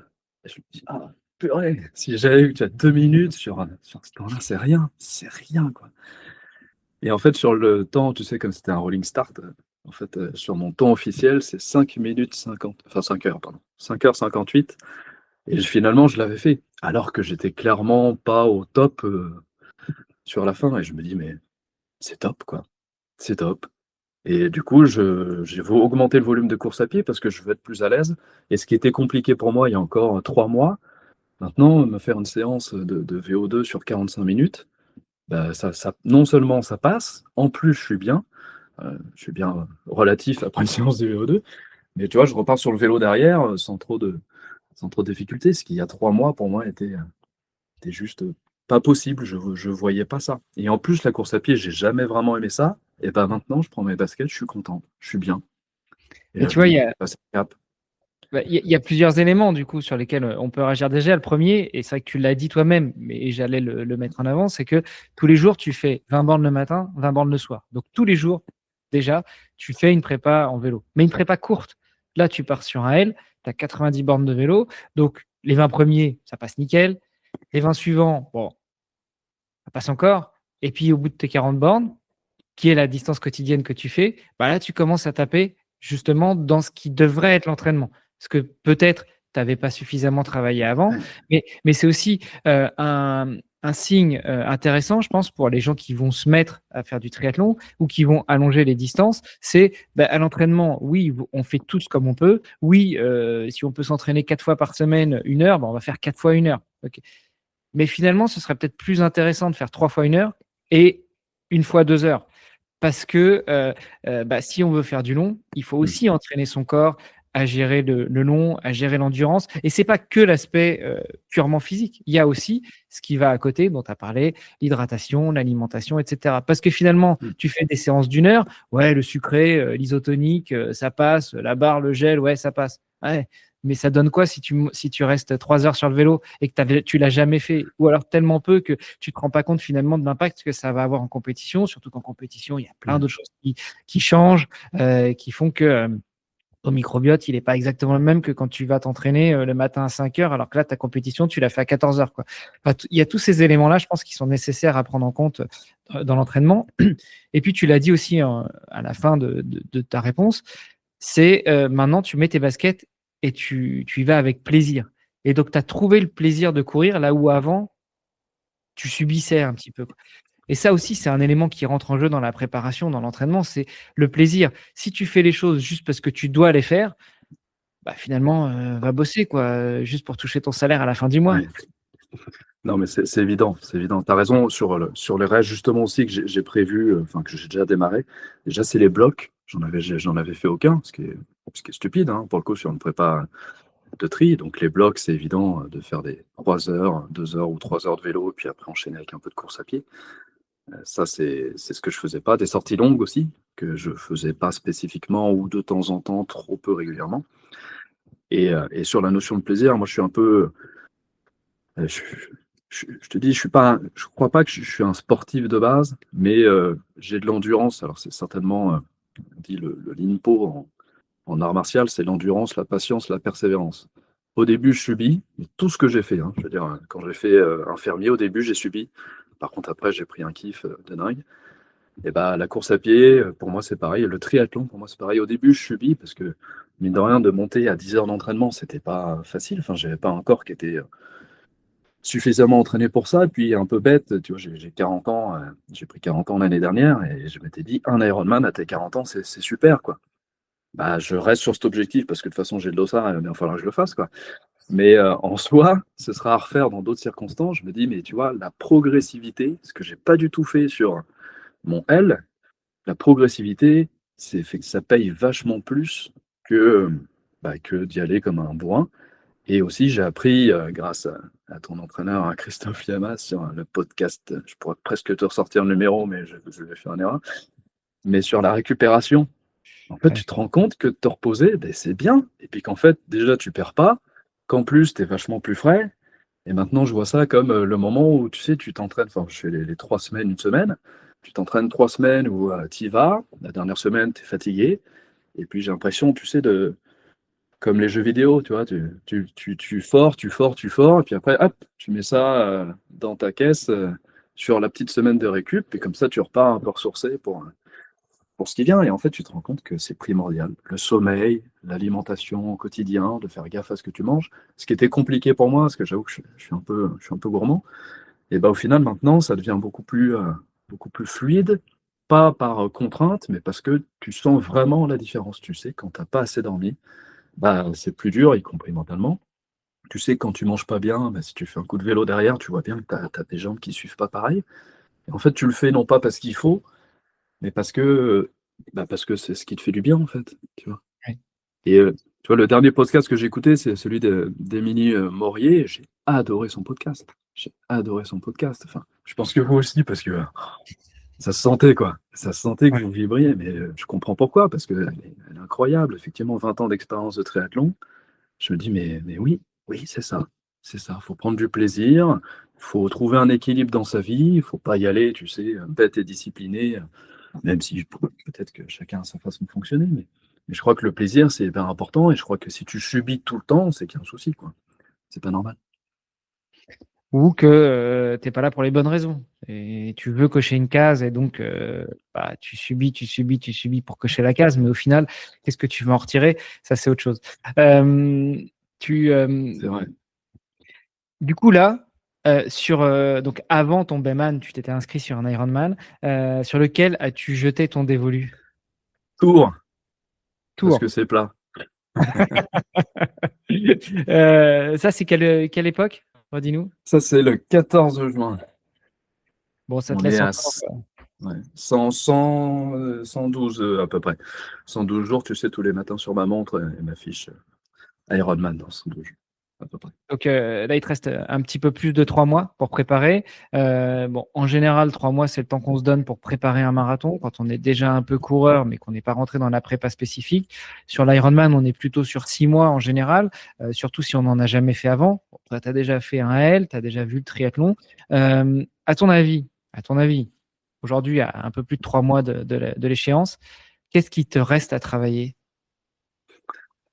Bah, je pense le volume et les blocs, à mon avis, clairement. Et tu vois, le L, je faisais du volume, mais pas intelligemment. Et puis je m'étais entraîné aussi, ce que je t'ai pas précisé, mais je m'étais entraîné 6 ou 9 mois, mais non-stop. Tu vois, pas de récup, rien. J'avais juste une journée de récup, mais du coup, j'étais un peu fatigué, tu vois, en arrivant, ce que j'ai pas du tout refait. Mais là, je pense avec plus de volume et plus de blocs, à mon avis, ça peut beaucoup plus passer. Et là, je fais des sorties longues. Du coup, pas cette semaine, parce que j'en ai fait une la semaine dernière. Et tu vois, en écoutant aussi les gens qui intervenaient sur ton podcast, je trouvais que toutes les 2 semaines, enfin, c'est ce qu'ils disaient, ça paraissait pas mal. Donc là, la semaine prochaine, j'ai un beau CLM à tester là, que je viens d'acquérir. Là, j'attends les chaussures pour faire ça. Ça devrait changer aussi un peu le plaisir sur le vélo. Donc, à mon avis, avec les blocs en plus, clairement, c'est ce qui fera la différence de partir sur une habitude de 4-5, en tout cas sur le pic, peut-être 6, 6 heures d'entraînement pour travailler ça toutes les 2 semaines, quoi. Bon, oublie pas de rajouter, mais même si c'est anecdotique, mais après tes sorties longues, un petit 5 km de course à pied, juste pour travailler la transition. Parce Oui, qu'encore une fois, même si tu l'as déjà fait, même si tu as déjà fait 2 tris maintenant, au final, quand tu roules 100, 150, 180 bornes, tu pars pas à pied de la même manière que quand tu es sur un S et puis que après 20 bornes de vélo, tu enchaînes sur un 5 bornes de course à pied, quoi. Euh, Mais la chance que tu as, entre guillemets, c'est que là, c'est du long. Donc, sur du long, tu prends le temps aussi, notamment en termes de transition. Tu sors de l'eau, tu passes sous la tente, tu as le temps de changer, tu as le temps de mettre de la crème, tu as le temps de mettre tes affaires, puis après, tu montes sur ton vélo. Et puis, quand tu rentres du vélo, pareil sur la course à pied. Il y a un élément qui peut parfois être déroutant pour les néo-triathlètes, c'est tout cet aspect de transition, et notamment quand sur de la distance courte, où il faut sauter du vélo, sauter sur le vélo, faire les choses rapidement. Toi, c'est des choses que tu maîtrises déjà, ou au contraire, comme tu pars sur du long, tu te dis, je prends mon temps, et ça, c'est des sujets qu'on verra plus tard. Ouais, vraiment, c'est plutôt ça. J'avoue que je bosse pas les transitions. J'essaie déjà d'éviter les crampes, tu sais, en sortant de natation, quand il faut enfiler les chaussures, tout ça. J'ai dit, oula, oula, ça va pas le faire. Quand je suis Mais parce que tu descendu du mets pas vélo tes aussi. chaussures sur le vélo. Bah non, j'avoue, l'élastique, je l'ai pas encore testé. Non, clairement, clairement pas encore. J'ai voulu, tu sais, faire une descente stylée, tu sais, en sortant du vélo des 90 avec la petite jambe derrière la selle, tout ça. J'ai vite compris qu'il fallait que j'évite si je voulais sauvegarder mon intégrité physique. J'ai eu 2 belles crampes en descendant du vélo. Mais clairement, non, les transitions, c'est pas ma priorité. J'avoue que j'aurais un rêve sur cet Iron, ce serait de faire, euh, de faire le même temps que le premier Ironman. Là, c'est Gordon Haller, je crois, hein, qui avait fait 11h46 ou quelque chose comme ça. Bon, si je m'en approche, je serais vraiment le plus heureux. Je pense que c'est un objectif difficile à l'heure d'aujourd'hui. J'ai pas envie de refaire la même erreur que le L, c'est-à-dire me coller une pression et puis de ne pas prendre en compte justement tous les paramètres, parce que la vraie folie, hein, comme disait Einstein, c'est faire 2 fois la même erreur en s'attendant à un résultat différent, quoi. Et voilà. Donc maintenant, j'essaierai. On verra si l'entraînement a payé, mais je suis plus de me dire, en fait, le travail, il est là, et le jour J, et on verra si ça le fait, quoi. Parce que puis il suffit que, tu sais, je dorme mal, il suffit que, j'espère, je me blesse pas. Enfin, tu vois, il y a plein de paramètres que je maîtrise pas. Donc, si je bosse bien là, je me dis que le jour J, on verra si j'arriverai à faire dans un petit peu moins de 12 heures, ce serait top. Euh, Clairement. Tout à l'heure, quand on parlait du Bayman, tu disais que tu as un capteur de puissance sur ton vélo, que tu n'as pas forcément pris les mesures nécessaires avant pour savoir dans quel range, dans quel écart, dans quelle fourchette de puissance tu devais rester. Là, tu nous as dit que c'est justement une des choses que tu allais corriger. Aujourd'hui, Mm. comment tu structures ton entraînement et comment, et comment, ouais, et comment tu Alors t'assures. Mano, si mon Ironman se passe mal, je penserai à toi, hein. Ouais, si tu en es à ce niveau-là, à mon avis, tu y arriveras plus à penser. Mais non, je retire ce que j'ai fait. Je vais le laisser, ça, au montage, ça va être marrant. Non, mais comment aujourd'hui tu structures ton entraînement et justement tu t'assures que tu maîtrises tes seuils et que tu vas pouvoir rester dedans? Et alors pour le coup, j'ai des semaines qui se ressemblent plutôt pas mal. Alors sauf quand il y a des missions à l'hôpital qui se rajoutent, où je suis obligé de modifier un peu, mais en gros, du lundi au jeudi, je sais que ma semaine elle est fixée parce que je suis au cabinet. Donc je fais séance fractionnée tous les 2 jours. Le lundi, c'est plutôt natation. Le mardi, je suis plutôt récup, vélo, muscu. Le lundi, je cours aussi le matin, mais en EF. Le mercredi, je fais plutôt fractionner mes courses à pied, et j'enchaîne avec du vélo, enfin selon le volume, parce que ça monte vite, hein, mine de rien. Le jeudi, je refais muscu et puis vélo. Vendredi, je fais bloc, mais avec du fractionné sur le vélo, tu vois, comme ce matin. Et puis si je suis libre le week-end, je fais plutôt le fractionné, pardon, les blocs, les sorties longues, donc avec un peu de vélo et puis un peu de course à pied le samedi matin, pour après rester disponible pour la famille, parce qu'il ne faut pas trop tirer sur la corde non plus à ce Ça, niveau-là, forcément. ça, c'est sur ton organisation, mais sur ta structuration d'entraînement. Te dire, bon, là, il faut que je passe le cap de rouler sans borne. Là, le cap de rouler 120, 150, 180, voire même faire de la sur-distance. C'est une chose qu'on ne fait pas forcément en course à pied. En revanche, c'est une chose qu'on fait Oui. évidemment en natation, mais c'est aussi une chose qu'on fait en vélo.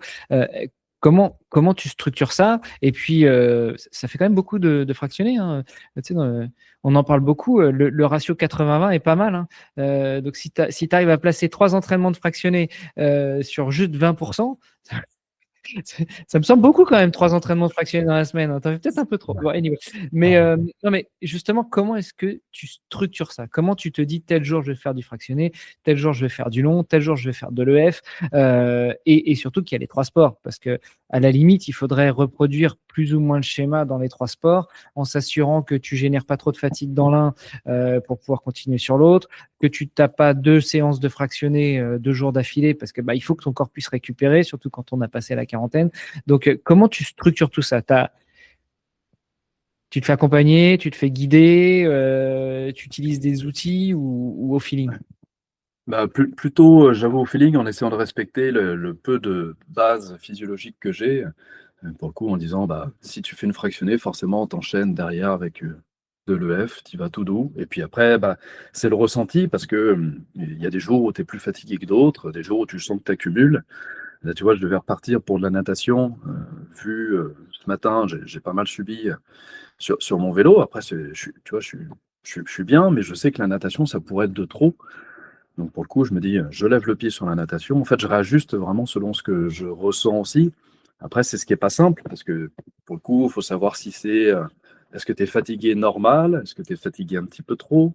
Est-ce que là, tu es fatigué, mais tu y vas quand même parce que tu sens que tu peux? Ou est-ce que c'est pas la petite séance de trop où tu risques de te blesser parce que tu es toujours un peu sur le fil, à y aller à tâtons, et puis tu écoutes ton corps, parce que, mine de rien, avec ce que j'ai subi, le corps, je le connais pas mal, et les arts martiaux, ça aussi, ça aide vachement à connaître, tu sais, la douleur qui est normale, de la douleur qui reste, qui augmente au fur et à mesure, où tu sens que c'est pas comme d'habitude, où là tu dis, là, faut que je m'étire, faut que je lève le pied, je regarde demain si ça passe ou pas. Et puis si ça passe pas, t'y vas pas, quoi. Parce que moi, par exemple, j'ai une hantise en travaillant en cardiologie, c'est la myocardite, tu vois. Si j'ai de la fièvre, il est hors de question que je sorte. Voilà. Si j'ai de la température, c'est niette. Je reste à la maison, 5 jours, tant pis. Mais j'attends que ça diminue, j'attends que ça passe, parce que si on se tape une myocardite derrière, c'est 6 mois d'arrêt de sport. Et c'est pas la même donne. Hein. Donc je crois qu'il faut savoir lever le pied au bon moment pour éviter d'avoir à subir. Puis on se rend compte qu'au final, c'est pas grave, quoi. C'est pas grave de lever le pied 5 jours. Tu réorganises en conséquence, tu repars et t'adaptes ton planning. C'est ça, je pense, qu'il faut. Je suis tout à fait d'accord avec toi. Juste pour rester encore une fois sur l'entraînement, est-ce qu'aujourd'hui, tu écris tes entraînements? C'est-à-dire, tu te dis, enfin, tu le structures au feeling, ok, mais malgré tout, tu as un cadre. Tu te dis, bon, alors, semaine 3, c'est ça, semaine 4, c'est ça, semaine 5, c'est ça. Ou au contraire, c'est vraiment chaque semaine, tu as ton organisation habituelle. Déjà, tu as ton vélo Ouais. taf matin et soir, mais est-ce que tu notes ça pour te donner rendez-vous avec toi-même et pas uniquement le rendez-vous de maintenant, il faut que j'aille sortir. Ouais, il faut, non, ça c'est clair. Faut le fixer, il faut prévoir le temps. Ça aussi, tu le disais, hein, je me rappelle sur tes podcasts, mais c'est évident que si c'est pas noté sur l'agenda, tu le fais pas. Si tu te tâtes le matin, enfin, moi je veux dire, il n'y a pas un seul matin quand je mets le réveil où je me dis c'est cool, je subis mon réveil. Mais après, une fois que j'y vais, et puis je suis bien, j'ai aucun regret de l'avoir fait. Donc, comme je sais ça, c'est aussi du conditionnement. Pour structurer l'entraînement, j'utilise, je t'ai dit, OpenTree qui m'aide on va dire, à structurer globalement, tu sais, spécifique, et puis la préparation générale. Je leur fais confiance là-dessus pour le volume. Je rajoute plus ou moins des séances selon ce que je ressens aussi pour l'objectif. Et j'avoue que je me sers pas mal, c'est peut-être là que tu voulais en venir, mais je me sers pas mal aussi de ma montre, j'ai une Garmin, et de la charge d'entraînement. Je trouve que c'est un paramètre que je n'avais pas suffisamment pris en compte. J'avais essayé de regarder sur Internet en disant, tiens, pour un half, quelle charge d'entraînement les collègues triathlètes ils utilisent. Je n'ai pas trouvé de réponse spécifique. J'ai vu un mec qui avait dit, moi, je tourne à 1600, ce qui me paraissait énorme. Enfin,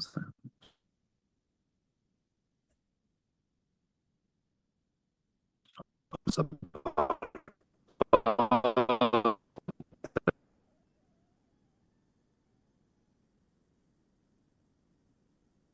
tu sais, chaque entraînement entraîne un niveau. Si tu vas vite, vélo 2, c'est plus rapide. Enfin, ça en plus. Mais en fait, tu as ce ratio de et puis charge je sors de cathare, c'est que j'y suis allé trop fort. Et que pour le coup, j'ai augmenté trop ma charge aiguë par rapport à ma charge chronique. Même si c'est qu'un indicateur, tu sais. Mais c'est vrai que je trouve que c'est pas mal à y aller progressivement. Et en tout cas, là, ça m'aide à me dire, bon, là, tu vois, tu as fait ton volume, ça sert à rien de rajouter un peu plus parce que tu es es dans ce niveau-là qui est bien plutôt pour toi. Et ça évite le surentraînement. Et je ne me suis pas blessé une seule fois à l'entraînement. Pour l'instant, je touche du bois. Mais grâce à ça, je ne me suis pas blessé une seule fois parce qu'à chaque fois, j'essaie d'augmenter toutes les semaines de 50 points, sauf en récup forcément. Mais cette fameuse charge chronique en restant dans ce clou, en y allant par progressivité. Un bon truc, alors il y a la Garmin effectivement, mais justement si tu couples ta Garmin à Nolio, tu as aussi quelques indicateurs qui peuvent t'aider à suivre toi-même. Tu as l'indicateur de charge et tu vois au fur et à mesure du temps, en temps réel, des graphiques qui évoluent. Et pour autant que tu saches plus ou moins les lire, les comprendre, les analyser, ou que en tout cas tu restes sur le concept de il faut que je reste dans tel ou tel range et puis que je vois pas ma charge qui explose. Ça peut être aussi un outil intéressant. Ouais, j'irai explorer ça. Merci de l'info. Et puis l'avantage, bon, tout comme la Garmin, si tu la portes au quotidien, elle enregistre tes données physiologiques qui après remontent dans Nolio. Et donc dans Nolio, ils peuvent aussi, ils te font aussi l'analyse en tant qu'athlète de la charge cumulée, c'est-à-dire la charge d'entraînement, la charge de la journée de travail, le stress qui est calculé par ta montre, etc., etc. Mais d'ailleurs, tu vois, tu parles du stress et ça, je trouve que c'est un bon indicateur parce que grâce à tes podcasts, j'ai découvert qu'il n'y avait pas que le stress physique, mais il y avait aussi le stress nerveux. Et en fait, moi, je suis après une séance de fractionné et c'est là que je me dis, bon, mine de rien, je n'y suis pas allé progressivement au début, mais je faisais quasiment des insomnies systématiquement. En fait, je me couchais et en fait, j'étais en état d'alerte, mais je ne comprenais pas. Tu vois, je me dis, mince, qu'est-ce qui se passe? Donc, nuit pas terrible, le Je viens lendemain de pas me mettre, terrible. je t'en parle de crever. Voilà, tu vois, mais en plus, tu es fatigué, tu te dis je vais m'endormir en 30 secondes, et là tu te couches, et à chaque fois que j'essaie de m'endormir, tu as un truc qui te réveille qui te dit non, tu dors pas. Non, tu dors pas. Et je ne comprenais pas, et en fait,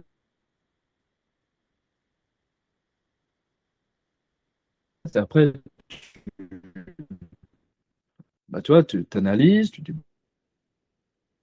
peut-être que pas de hasard, et en fait j'ai appris, bah, tu vois, que le système nerveux aussi a besoin de récupérer, que des fois ton corps, il peut suivre, mais que finalement, bah, ton système nerveux, il suit moins bien, et ça c'est peut-être aussi un bon indicateur pour essayer de te dire, bon, soit il faut que je trouve un moyen de redescendre un peu là-dessus. C'est vrai que la méditation et la cohérence cardiaque, j'ai mis ça en place et ça se passe mieux depuis. Ou soit il faut que je lève le pied, le temps de laisser au corps, le temps d'assimiler ça. C'est qu'au final, c'est un trop pour lui, quoi. Et c'est vrai que le niveau de stress, moi j'ai vu sur ma femme là, qui préparait, euh, tu vois, elle discutait de son travail, à présenter son travail, son nouveau travail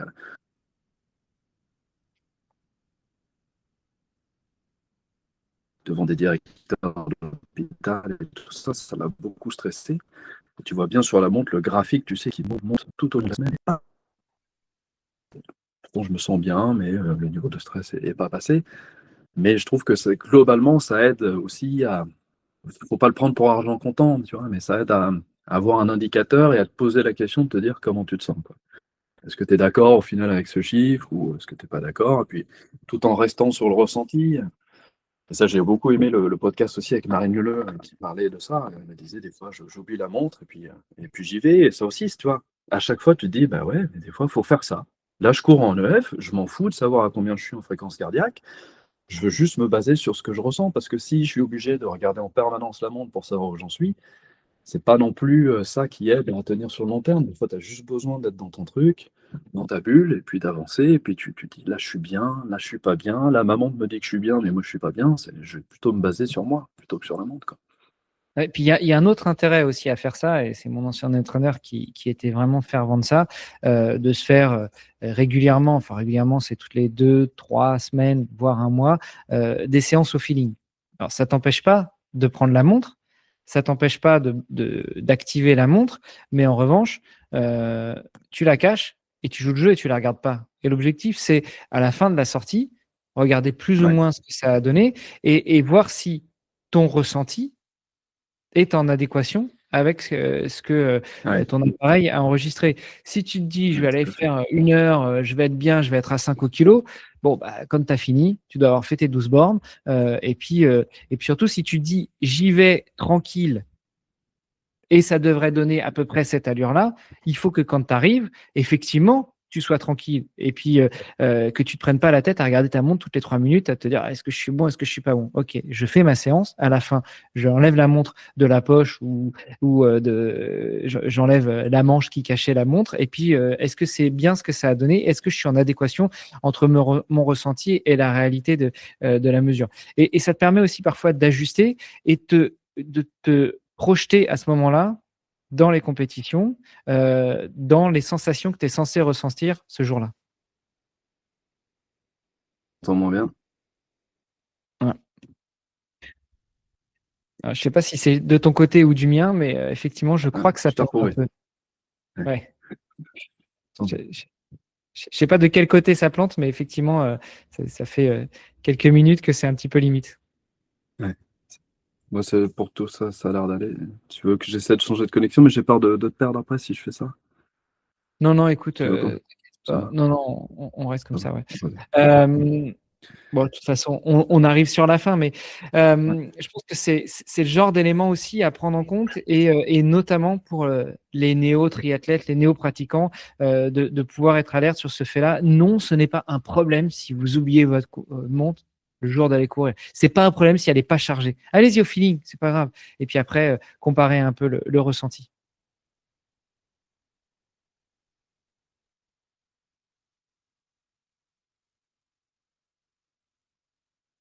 Bon, je crois que mon ordinateur a décidé de planter. Il est tout caché. Ah, c'est revenu. Ouais.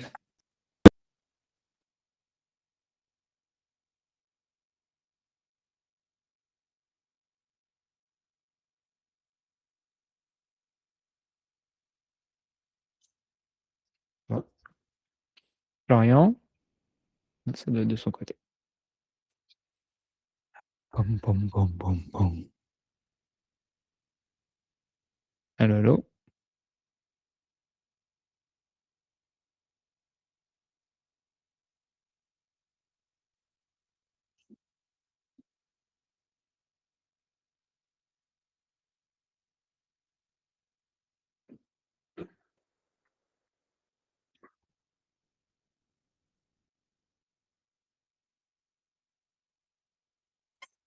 Allô, allô? Allô?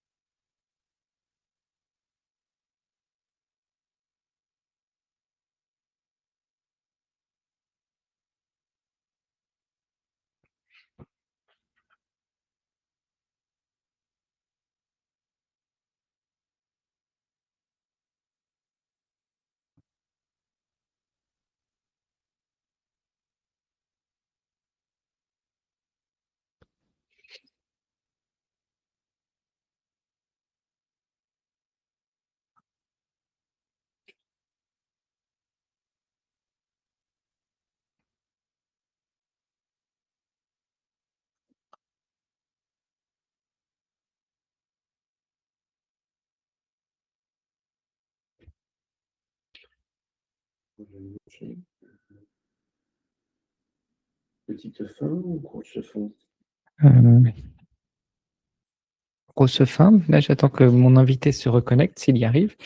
Je pensais que le problème venait de chez moi, mais visiblement, il vient de chez lui. Bien sûr.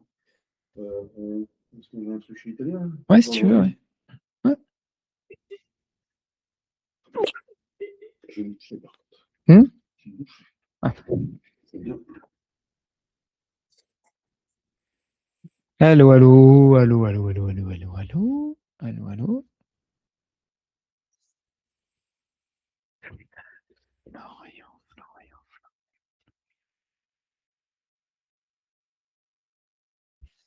Hop, Ah, est-ce que tu es revenu? Allô, allô? Tu m'entends, toi? Ah, ça y est, je t'entends. Voilà, c'est revenu. Bon alors, ça a planté aussi chez toi? Ben ouais, ouais. Toi aussi, du coup? Ouais. Non, moi écoute, ça fonctionnait bien, mais au bout d'un moment, je t'ai vu partir et puis bah, j'attendais que tu arrives à te reconnecter. Je sais pas pourquoi, parce que ça a bien marché jusque-là. Ah, ouais. Est-ce que tu m'entends? Ouais, je t'entends. C'est très, très, très pixelisé ta vidéo. Euh, mais j'ai l'impression que je ne t'entends plus. Allô, allô. Oui, allô. Est-ce que tu me vois Je, bien? je vais tenter. Est-ce que j'ai une minute pour tenter un truc et savoir si je peux améliorer la chose?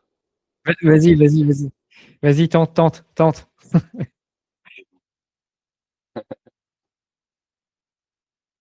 À tout de suite.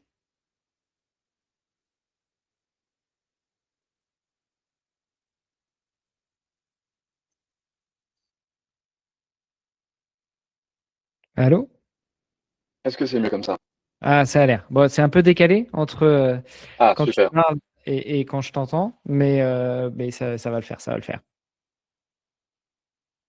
Ouais, tu disais il fallait savoir quitter la montre, et oui, oui, je pense que tu as raison, enfin, tu as tout à fait raison, hein. Tu vois, c'est comme en médecine aussi, on t'apprend que bah, tu sais, tu as les outils de mesure, mais qu'il faut aussi des fois savoir les critiquer. Par exemple, un patient qui arrive avec 15 de tension au cabinet, c'est pas forcément un patient qui est hyper tendu, il est juste un peu stressé à ce moment-là, enfin même parfois beaucoup. Et puis, du coup, oui, la mesure est effectivement élevée, mais en même temps, ça veut pas dire que c'est faut le prendre pour argent comptant. Donc, il faut aussi se baser sur plusieurs éléments pour essayer d'être le plus pertinent possible, quoi. C'est clair.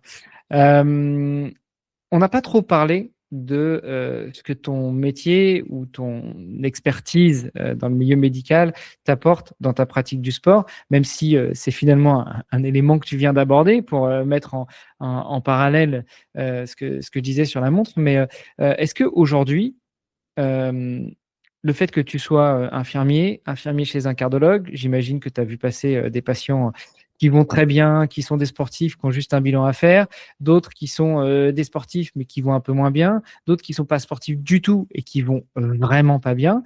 Est-ce que enfin, grâce à ta formation, grâce à ton expérience et encore plus à cette expérience chez un cardiologue, ça te permet d'être beaucoup plus alerte, de faire beaucoup plus attention sur certaines choses, sur certains éléments dans ta pratique du sport. Est-ce que ça t'apporte aussi quelque chose d'autre dans ta pratique du sport? Je ne sais pas, mesurer un peu plus ton pouls, ton rythme cardiaque, faire plus attention à ton rythme cardiaque ou à l'analyse de ton rythme cardiaque sur ta montre qui n'est pas forcément en corrélation, encore une fois, avec tes sensations, tes compétences d'infirmier pour prendre un pouls. Ah, mais là, la montre, elle me dit 120 alors que je suis à 70.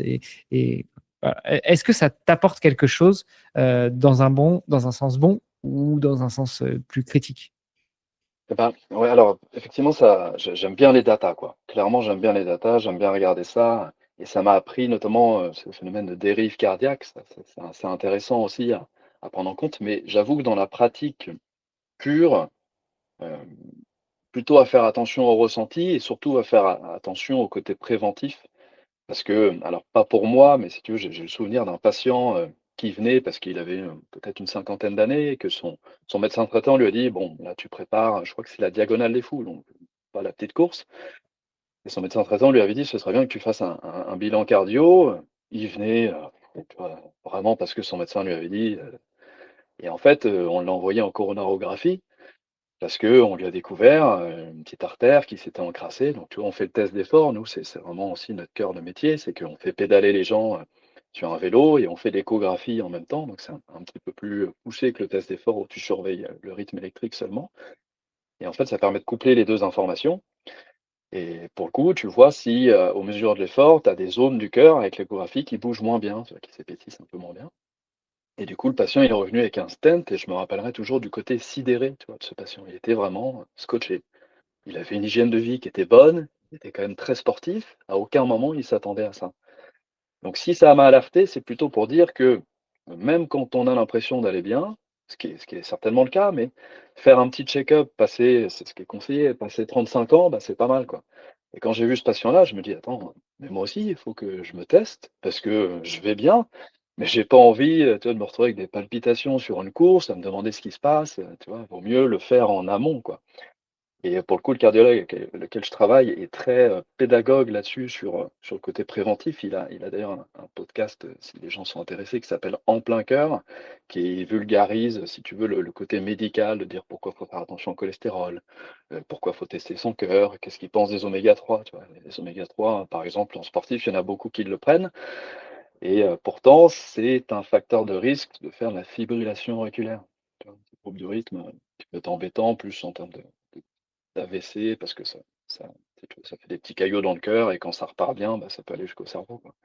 Donc les oméga 3, c'est peut-être pas, tu vois, si dingue que ça au final, sur le côté, préventif. Et ce qui est bien, c'est qu'en en discutant, parce que lui aussi est sportif, on fait pas mal d'échanges là-dessus et ça permet de vérifier aussi le vrai du faux sur certaines informations, sur le qu'est-ce qui se passe quand tu es déshydraté au niveau de ton cœur? Ça aussi, c'est vachement intéressant au final.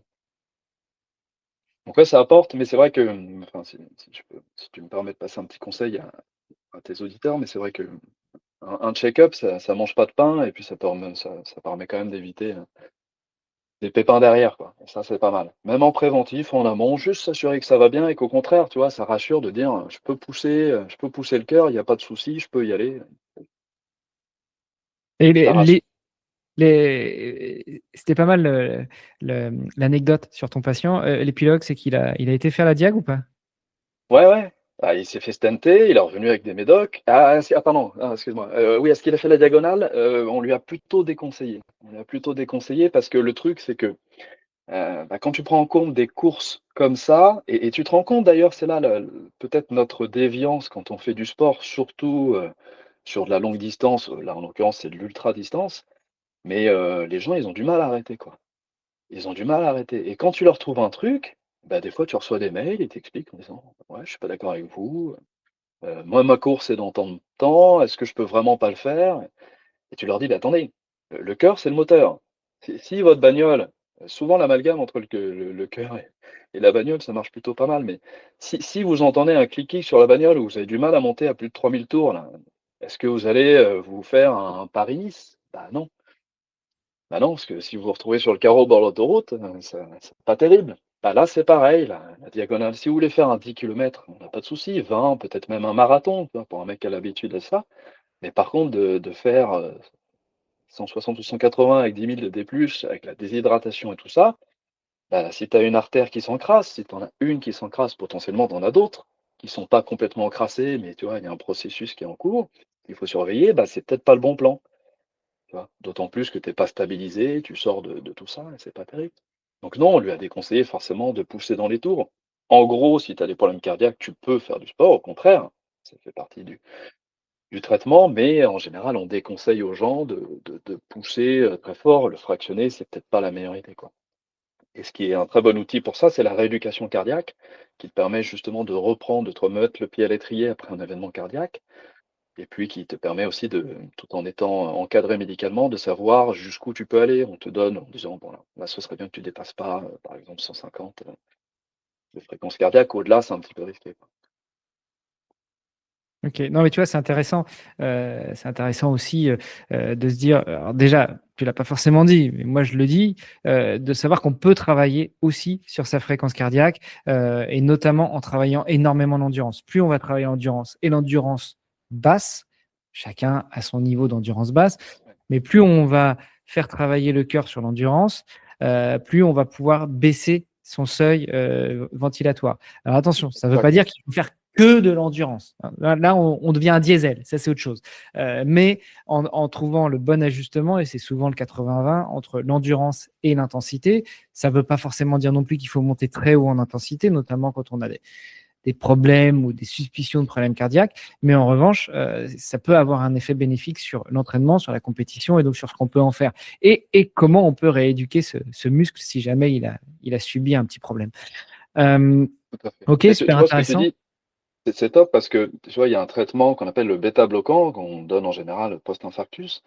Et ce but de ce médicament, c'est de diminuer les besoins en oxygène du cœur, quoi.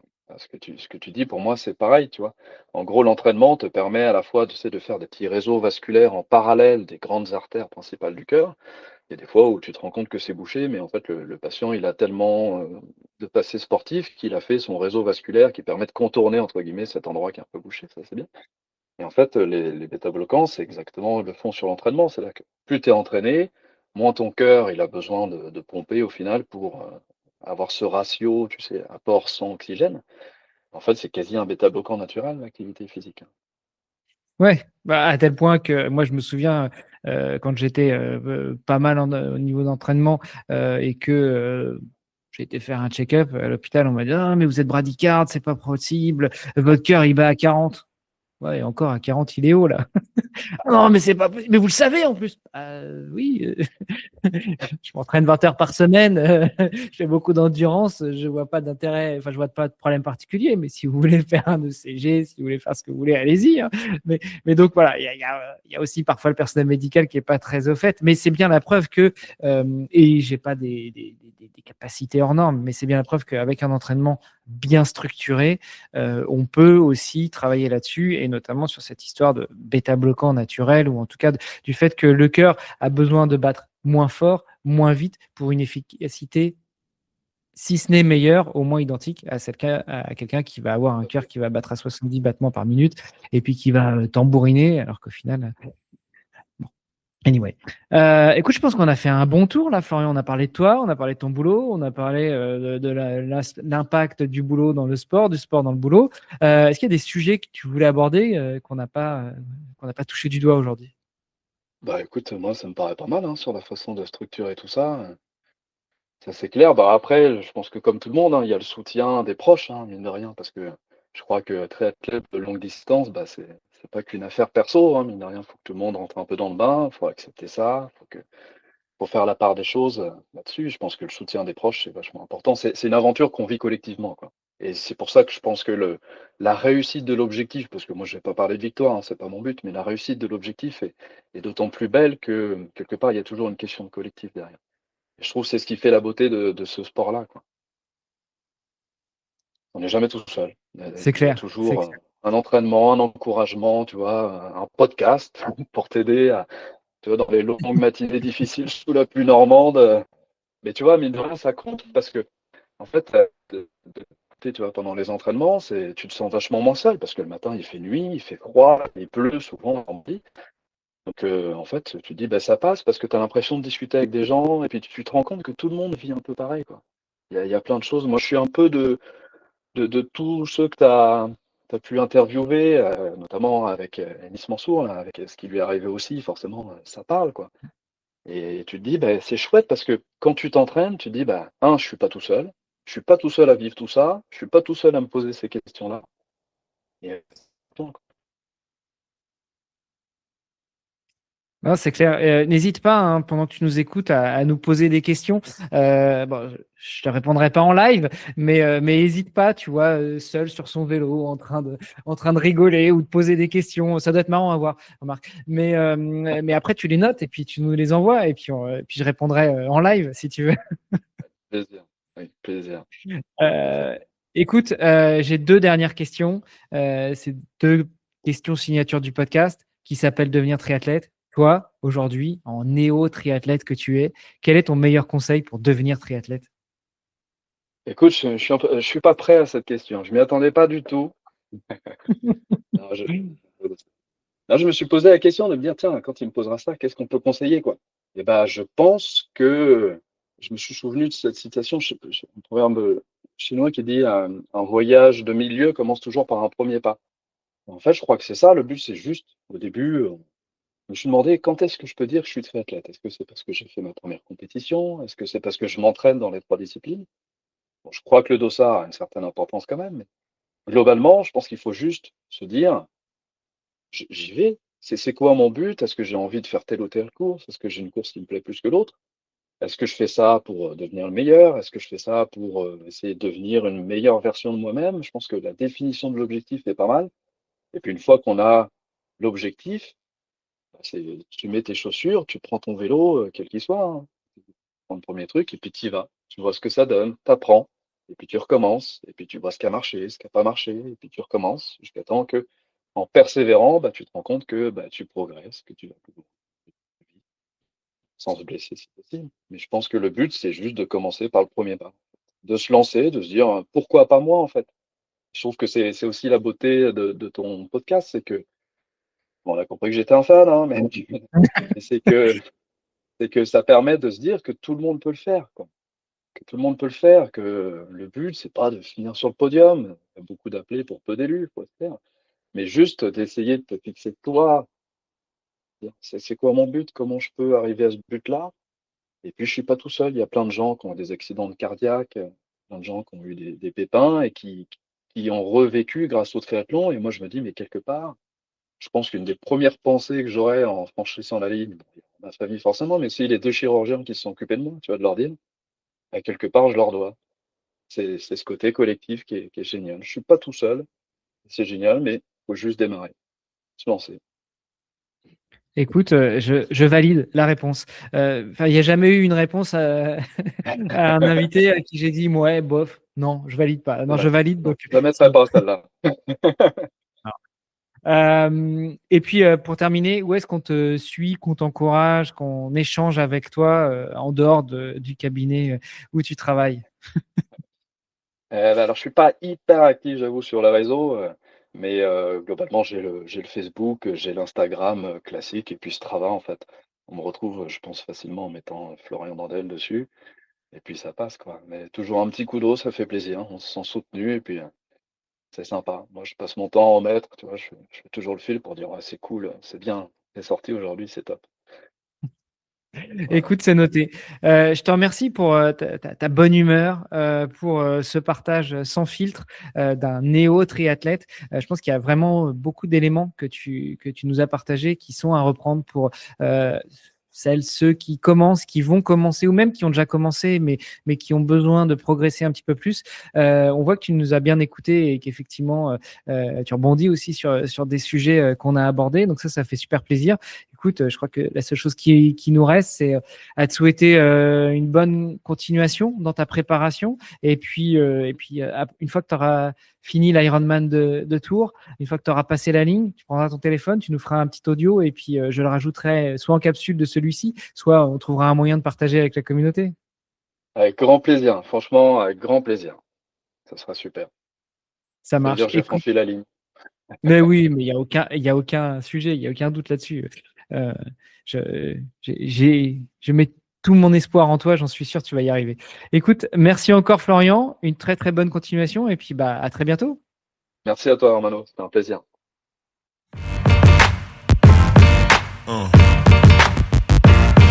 Yeah.